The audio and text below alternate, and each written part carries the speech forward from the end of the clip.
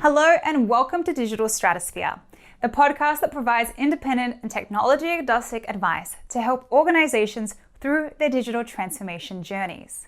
This show will help you dial in on what it takes to drive a successful digital transformation journey. You will learn about the best practices and premier strategies used from industry leaders who have driven millions of dollars in net positive business transformations. In the next 20 minutes, we'll cover everything you need to know to make your digital transformation successful. My name is Sarah Dokovic and I'm your host. Thank you so much for joining us today.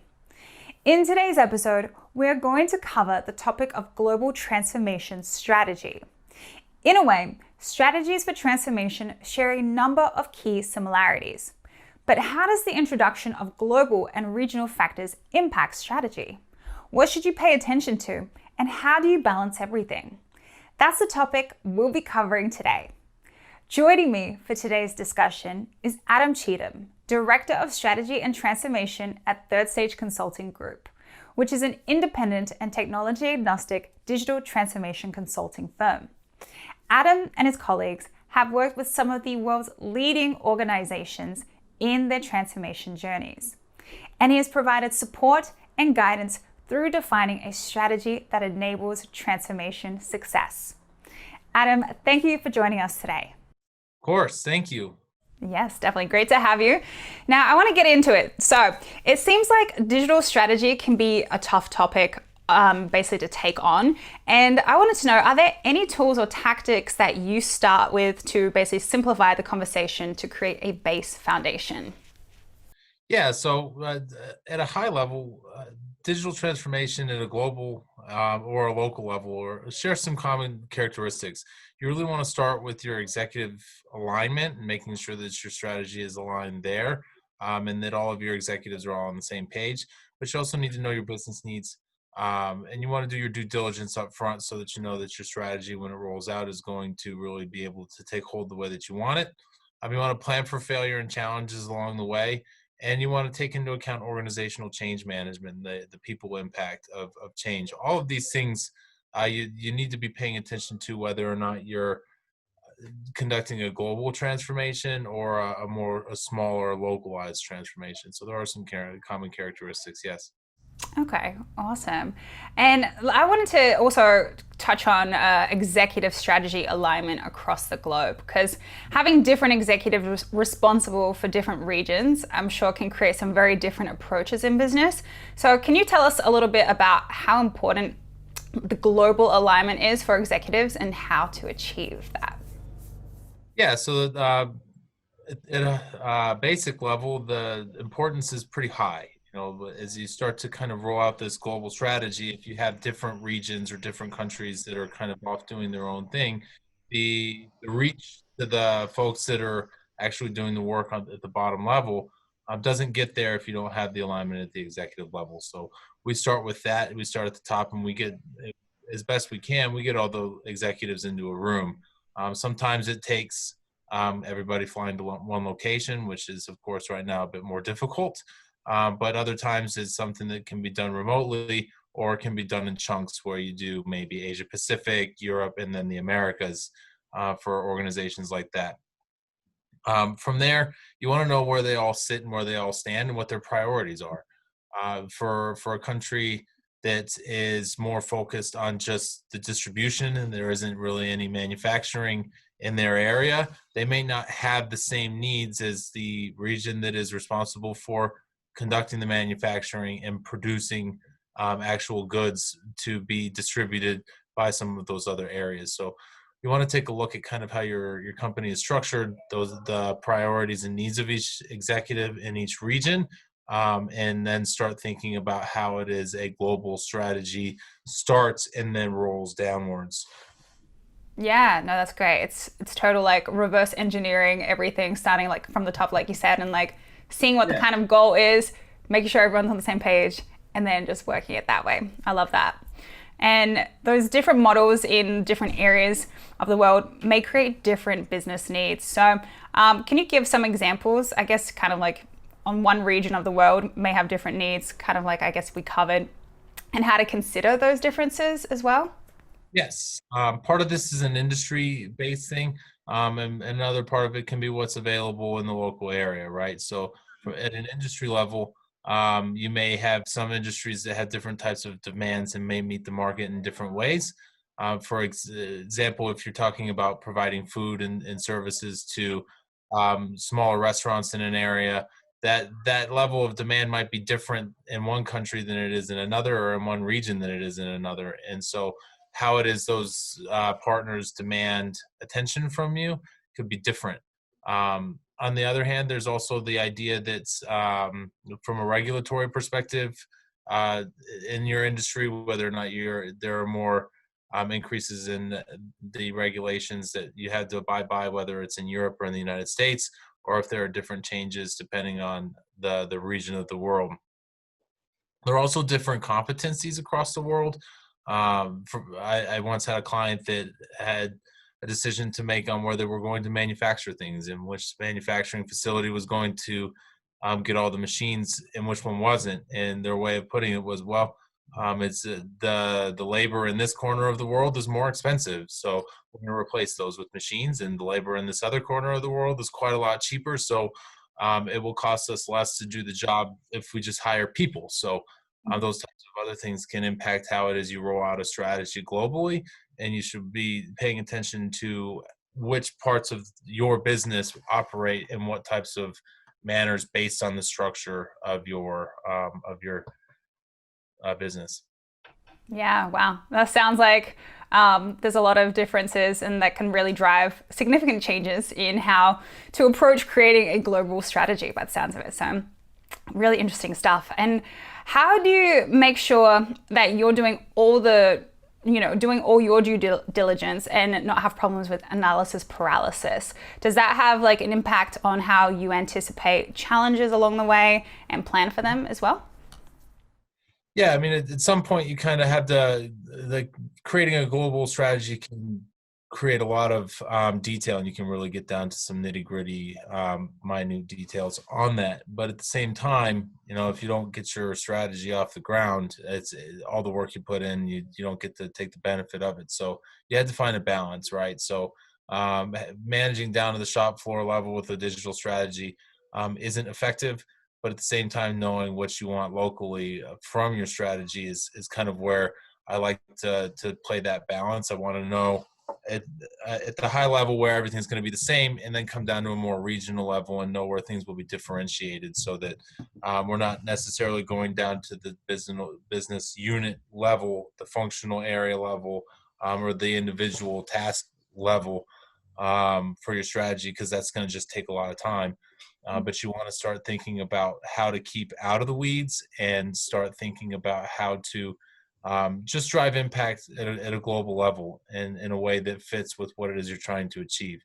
And if you find that your due diligence is taking you down a path that's causing you to be unable to employ your strategy, maybe stop for a second, pull things back up, and say, what are we trying to accomplish here? And are we doing that? And are we adding that much value by going down to a lower level of detail? Or can we just get started and figure out the rest along the way? Because at some point, you've got to make a decision to get started, and you will never have every last piece of information.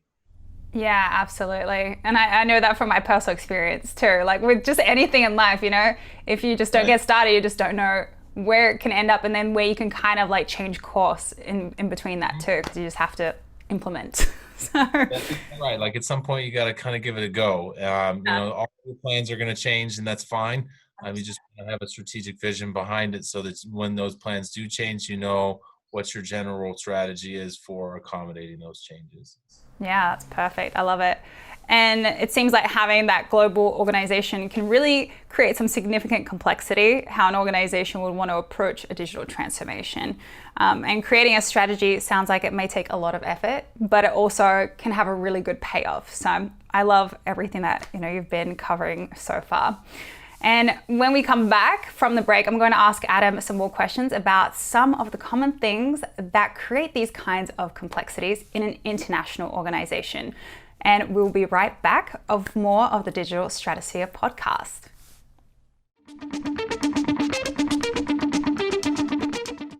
Welcome back to the Digital Stratosphere podcast. I'm Sarah Dogovich, speaking with Adam Cheatham from Third Stage Consulting about global transformation strategy. So Adam, I want to dig in a little bit deeper and a little bit more of the characteristics of global organizations that cause some of the complexities we talked about and how you recommend approaching them. So the biggest impact on global companies is often just the difference in region and local customs and expectations. So do you have any examples of how these kinds of cultural variances can impact a digital transformation? Yes, I do. And some of the ways that these types of organizations that are globally spread regionally and culturally can create different expectations and different deployment methods, right? So there are a number of different tactics that we use, and one of my favorites is understanding what the power distance in an organization is culturally and what the level of individualism is in an organization. So when you think about a culture that is created and based on hierarchy and is designed for or intended where people who are working for you are expected to just kind of do their job, stay in their box, and kind of follow the script, if you will. There's a different approach that happens for that type of a culture than one that's a bit more decentralized, where anybody at any part in any area of the hierarchy can come up with an idea and run with it, and they're enabled to do that. So you want to kind of make sure along the way, as you are thinking about what regions you operate in, what are some of the areas where cultural differences constrain how it is your company communicates with each other, and how it is they address the needs of the market as well, so that when you have a particular product or service in one region versus another, different cultures are likely to have a different experience with that product or service. And that's something that you kind of want to think about, how your change as a strategy perspective and deploying that might impact your the way you engage with the marketplace and with the culture in the marketplace. Yeah, great. And would you recommend a company design a strategy around these kinds of challenges? Yeah, for sure. The last thing you want to do is design a strategy without thinking about how it is the way you go to market is going to be impacted, and how it is your people are going to be able to accommodate that. Um, Culture. One of the things that is always fun to see is that culture shock goes both ways. So when you have one type of a culture dictating to another what it is will happen, it's really difficult for cultures with differences that are like that kind of power distance or individualism are set up, and where one might very much say this is the way that it works. Somebody up top said to do something, and so it's my job to do that. Where a different culture, when they're being told, maybe accustomed to challenging that, vetting it out, and making sure that they know their place and their role in it. And you want to design how you communicate to those two different styles of cultures in a way that gains alignment with your global strategy, so that the approach is different in those two examples, but the end result is the same, where you're all headed in the same direction. Yeah, super interesting. It almost just really feels like a game of a little bit of Tetris, kind of putting it all together to make sure that everybody's on the same page, but also, like you said, the cultural, not necessarily cultural alignment because cultures are so different, but making sure that you can accommodate for all of that to work together. I love that. Yeah. You want to embrace those cultural differences that make your company what it is, and what, particularly in the areas of the world that you operate, so that you're allowing those types of things to become strengths as opposed to hindrances. Definitely. Yeah. Now, it sounds like organizations that span continents will have structural differences that can impact how a digital strategy rolls out. And I wanted you to speak on, if you can, on how the operational structure needs to be considered and what kinds of factors create the greatest impacts on the success of a global strategy. Yeah, that's another very good question. And the easiest way of putting it is, if you have an organization with offices in all six continents, plus, well, minus Antarctica, because not a lot of people do business there. But if you have locations across the globe, they're going to span different time zones.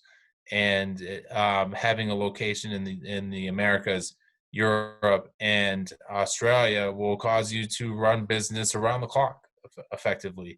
And so, as you're rolling out a digital strategy and any type of impact of that, and you're starting to go live, you're really going to kind of do that in chunks. Because, like, if you go live in Australia at noon, you're going live in the US probably somewhere around, I'd say, midnight, 4 a.m., somewhere in that ballpark. So, Yep. yeah, it has there's a difference there that you want to be aware of in timing, just from a very basic level. And the time zones are time zones, and you can kind of work around that, especially with remote tools like Zoom and Teams and stuff like that. Yes. So the other part of it is just how your organization is structured and where your centers are. Right. You might have distribution centers in all areas that are fed by individual production facilities in one corner of the world, but are fed by more third-party products in another part of the world.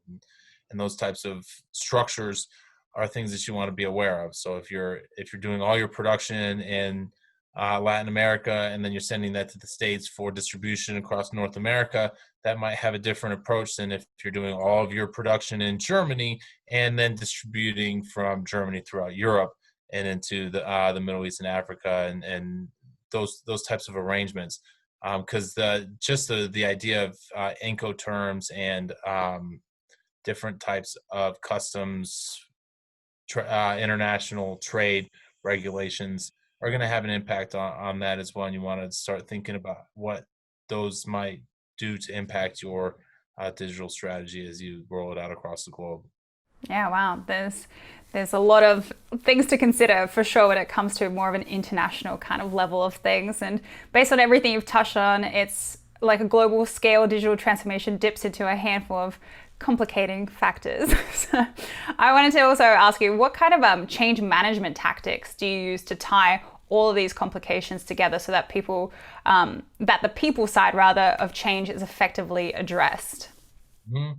You, there are a number that you wanted to take into account. One of them is just that change in culture from place to place, and being open and transparent between who's communicating with who on the idea that culture shock does go both ways, right? So you want to lean in and embrace that, and that's getting that conversation moving is a great change management tactic, and respecting that culture and measuring it in a way that allows you to say, when you're talking to two different people, we'll use an American speaking to maybe somebody from Singapore as an example, where my goal is to explore things and to find out what it is makes this unique, so then I can make a decision and I can charge headfirst into it.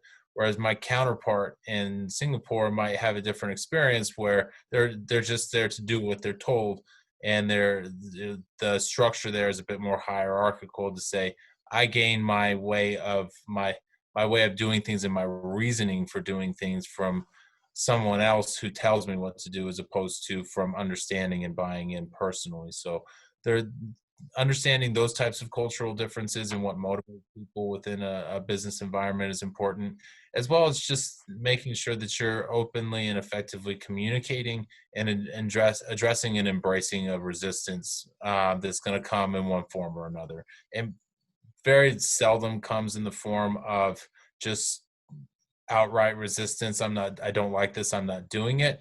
And change management, when you think about resistance, we also think about unintentional resistance, misalignment, as well as misunderstanding. Those are all three different types of resistance that your change management plan should account for, and identifying the areas where you might encounter those, whether it's misunderstanding because of cultural differences or misalignment because of cultural expectations, where I think we're saying the same thing, but we're really not.